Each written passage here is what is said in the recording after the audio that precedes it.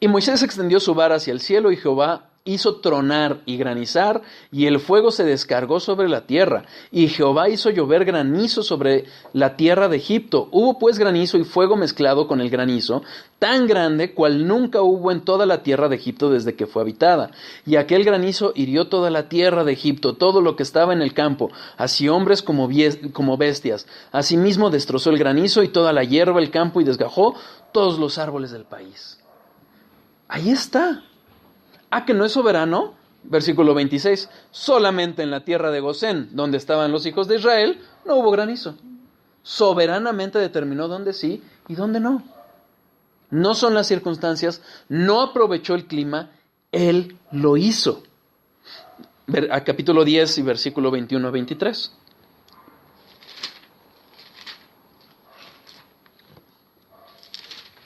Jehová dijo a Moisés: extiende tu mano hacia el cielo, para que haya tinieblas sobre la tierra de Egipto, tanto que cualquiera las palpe. Y extendió Moisés su mano hacia el cielo, y hubo densas tinieblas sobre toda la tierra de Egipto por 3 días. Y ninguno vio a su prójimo, ni nadie se levantó en su lugar en 3 días, mas todos los hijos de Israel tenían luz en sus habitaciones. Soberanamente Dios así lo hizo. ¿Dónde iba a haber esta materia inanimada de las tinieblas y dónde no? Así de sencillo, ¿ok? En las aguas del Mar Rojo, me encanta. Fíjense, vamos a Éxodo 14. Vamos a analizar un poquito el pasaje. Todos no sabemos la historia del Mar Rojo, ¿no? Vamos a poner un poquito de atención en algunos detalles. Antes de entrar, o antes de pasar al Mar Rojo, ¿qué hubo? Una nube y una columna de fuego. Y además, eso que iba guiando al pueblo de Dios, llegó el momento que se puso detrás. Pero fíjense el matiz que hace la palabra de Dios. Versículos 19 y 20. Y el ángel de Dios que iba delante del campamento de Israel se apartó e iba en pos de ellos. Y asimismo la columna de nube que iba delante de ellos se apartó y se puso a sus espaldas. ¿Ok? Fíjense. E iba entre el campamento de los egipcios y el campamento de tinieblas, y era nube y tiniebla para aquellos, y alumbraba a Israel de noche, y en toda aquella noche nunca se acercaron los unos a los otros. Soberanamente Dios usó esa nube que Él mismo representaba, que estaba ahí representándolo a Él, para unos siendo tinieblas, y para otros luz. Y hoy sigue siendo igual. El Evangelio es luz para sus hijos, es oscuridad para el impío. Primera de Juan es un perfecto ejemplo de ello. Puede decirte, caray, creo que no soy.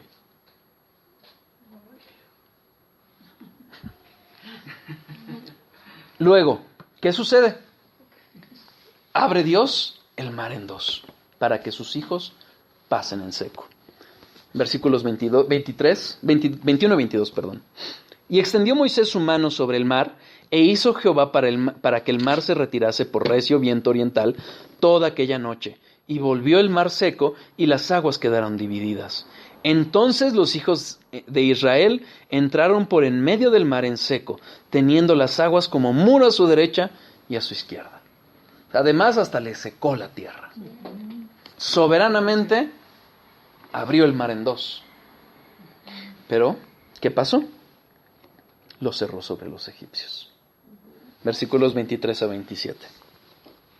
Entonces los hijos de Israel, y siguiéndolos los egipcios, entraron tras ellos hasta la mitad del mar, toda la caballería de Faraón, sus carros y su gente de a caballo. Aconteció a la vigilia de la mañana que Jehová miró el campamento de los egipcios desde la columna de fuego y nube, y trastornó el campamento de los egipcios, y quitó las ruedas de los carros y los trastornó gravemente. Entonces los egipcios dijeron: huyamos de delante de Israel, porque Jehová pelea por ellos contra los egipcios. Y Jehová dijo a Moisés: extiende tu mano sobre el mar, para que las aguas vuelvan sobre los egipcios, sobre sus carros y sobre su caballería. Entonces Moisés extendió su mano sobre el mar, y cuando amanecía, el mar se volvió en toda su fuerza, y los egipcios al huir, se encontraron con el mar, y Jehová derribó a los egipcios en medio del mar. El ejército más fuerte del momento va siguiendo al pueblo y Dios regresa las aguas sobre ellos. Fíjense cómo las cosas inanimadas, no solo el agua, no solo el material del agua, sino incluso que dice, trastornó los carros, les quitó las ruedas, se quedaron ahí. ¿Se pueden imaginar eso? Un ejército diciendo, miren a esos pobres, vamos tras ellos. Vean los qué débiles están. Confiando en todas sus fuerzas, y de repente se levanta Dios, se levanta Jehová, y se dan cuenta que no estaban solos. Y es demasiado tarde. Jehová gobernando sobre esa materia inanimada. La rebelión de Coré. Están en el desierto. Hay una parte del pueblo que está inconformada con Moisés y quieren rebelarse contra él. ¿Cómo terminó la disputa Dios? Se empiezan a enfrentar Coré y Moisés y dicen, a ver, ¿a quién le hace caso a Dios? Números 16, versículo 30-33.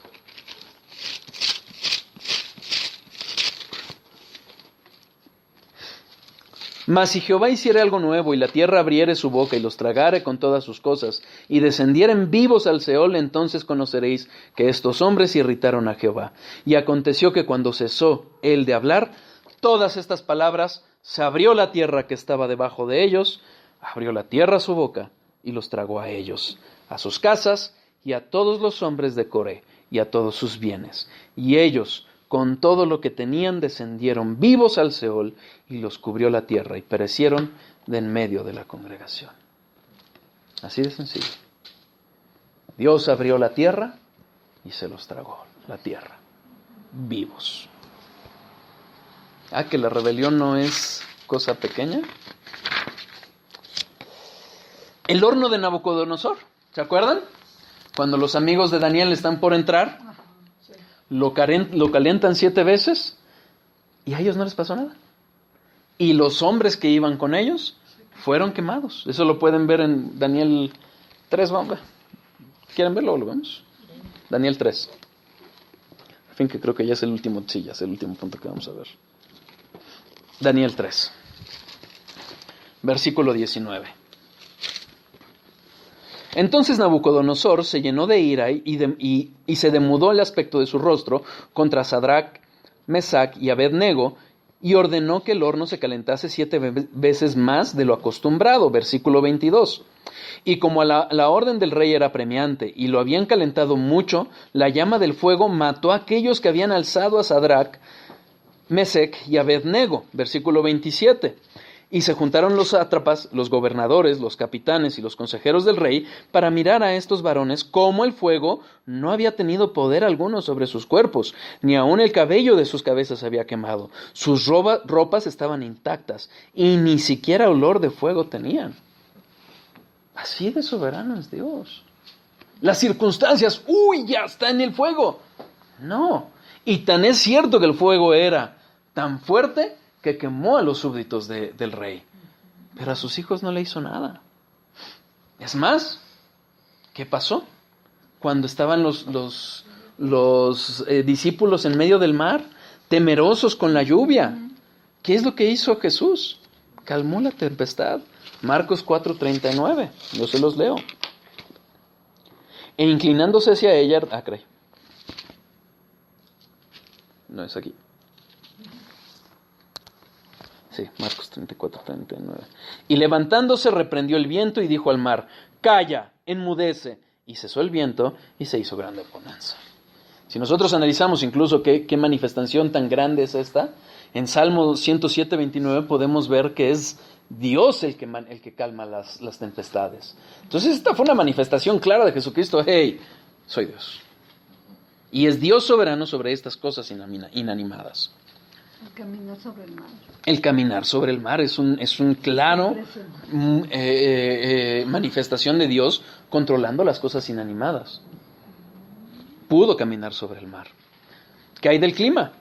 Lo vimos la vez pasada hablando de la soberanía de Dios sobre sus atributos, cómo hizo llover sobre un lugar y sobre otro, ¿no? En Amós 4:7, ¿recuerdan? En Santiago 5:7, que recuerda lo que hizo Elías, igual. Oró Elías y detuvo la lluvia Dios. Sobre el clima tiene control completo. En las langostas, para traer las langostas, ¿qué usó?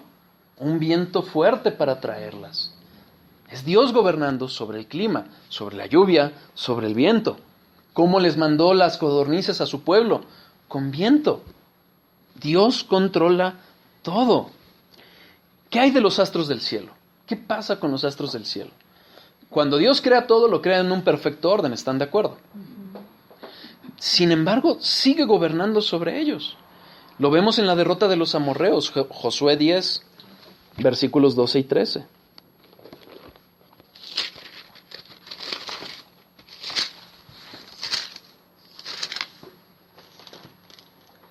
Entonces Josué habló a Jehová el día en que Jehová entregó al amorreo delante de los hijos de Israel y dijo en presencia de los israelitas: Sol, detente en Gabaón, y tú, luna, en el valle de Ajalón. Y el sol se detuvo y la luna se paró hasta que la gente se hubo vengado de sus enemigos. En realidad lo que se detuvo es la tierra. Y lo que estamos viendo ahí, no sé si recuerdan cuando hablamos de cómo estudiar la Biblia. Este versículo habla de la perspectiva del hombre y por eso lo describe así. Pero lo cierto es que pasó un fenómeno astrológico. Se detuvo. Y el tiempo se detuvo hasta que derrotaron al ejército. Fue por minutos, ¿no? Algo así. No, fue fecha, más. ¿no? ¿Ha afectado? No. No sé si... Eso es una leyenda urbana. ¿De lo del año bisiesto? No, de lo del el día que supuestamente descubrió la NASA. Otro ejemplo, en el reloj de Ahaz, Segunda de Reyes 20:11. Ya acabamos. Ya no hemos acabado este punto.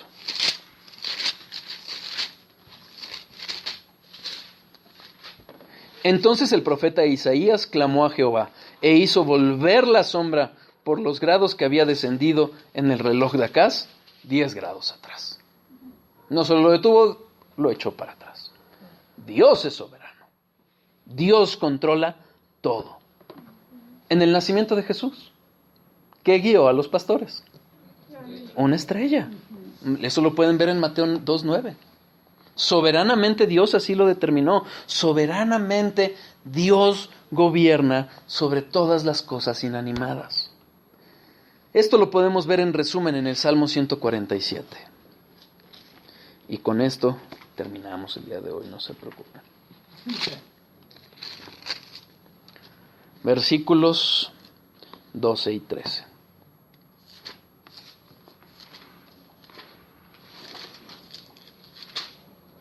No, perdón, 15 a 18.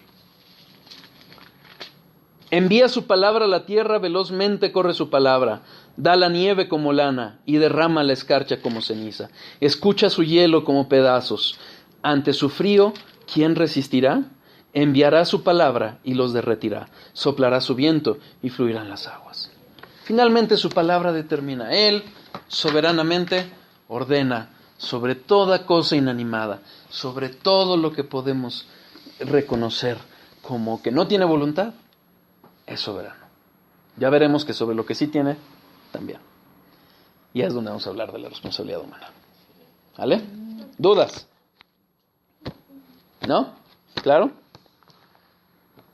Vamos a orar.